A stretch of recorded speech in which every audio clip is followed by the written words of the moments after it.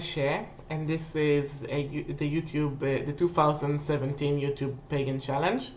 And today I would like to speak about consecration. And it took me a while to get to that point where I'm talking about consecration because, in my tradition, in Voodoo, consecration is such a complicated thing.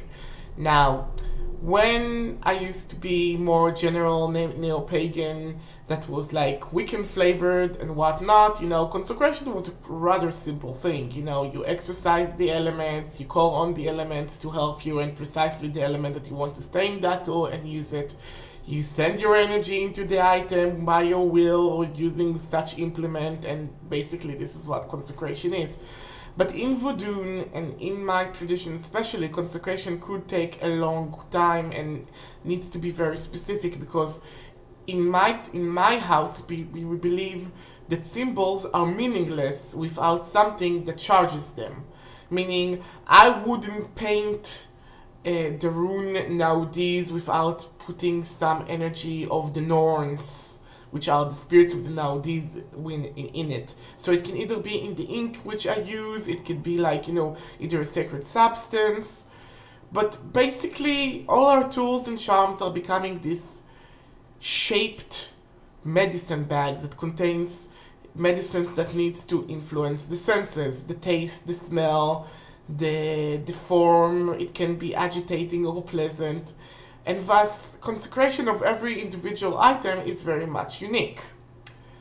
For instance, if we have something that is like needs to be connected to the ancestors, like, some representation of the ancestors, we would take that fetish to the cemetery and we would give that ancestor an offering in order for that item to be consecrated with the energy of the ancestors.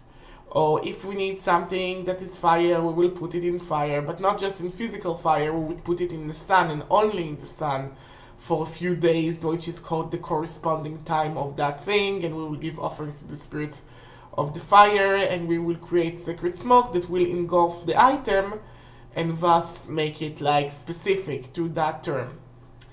Now, usually when we have like a tool that we need to make, and when I'm talking about a tool, I'm talking about an actual tool, not an oil or a charm or something like that.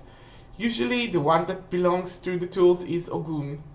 So first of all, we use the power of Eshu by giving him some incense and cleanse the tool away from every unwanted energy and keeping within it all wanted energy.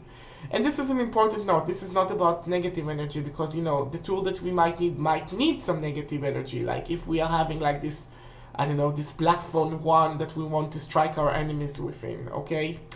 And then we give it a little time for Ogun by placing it in the earth or placing it in his place to give it some of that earthy energy. We ask him to reforge it, and then we let the energy of the specific Orisha, assuming that Orisha is not Eshu or Ogun, to charge it. So it's like we have to go through 3 processes to make this consecrated. But in the end, the more we invest, and I bet you saw that too, the more you invest in that tool, the more ritualized that tool is, the more powerful it is. So this is basically consecration in my tradition. I know it's rather sketchy, but it's very difficult to explain to people who are outside of the tradition.